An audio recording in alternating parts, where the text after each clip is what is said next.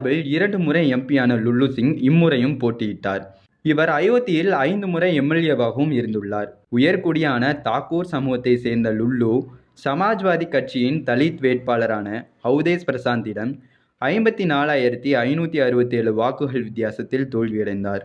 லுல்லு தனது பிரச்சாரத்தின் மத்தியில் பாஜக ஆட்சியமைக்க 272 தொகுதிகள் போதுமானது. ஆனால் அம்பேத்கர் வடிவமைத்த இந்திய அரசியல் சட்டத்தை மாற்ற 2/3 பங்கு பெரும்பான்மையாக தேவைப்படுகிறது என்று குறிப்பிட்டிருந்தார். இதனை கண்டிக்கும் விதமாக இந்தியா கூட்டணி தலைவர்கள் நாடு முழுவதும் தங்கள் பிரச்சாரத்தில் முன்னெடுத்தனர். பாஜக ஆட்சியமைத்தால் அரசியல் சட்டம் மாற்றப்படும் என்றும் அச்சுறுத்தினர். இதற்கு பிரதமர் நரேந்திர மோடி உள்ளிட்ட முக்கிய தலைவர்கள் மறுப்பு தெரிவிக்கவே லுல்லு சிங் தனது பிரச்சாரத்தை கைவிட்டார்.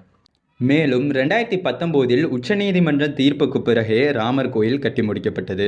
ராமர் கோயில் கட்டியதில் காட்டிய அக்கறையை கூட பாஜக அயோத்திவாசிகளின் நலனில்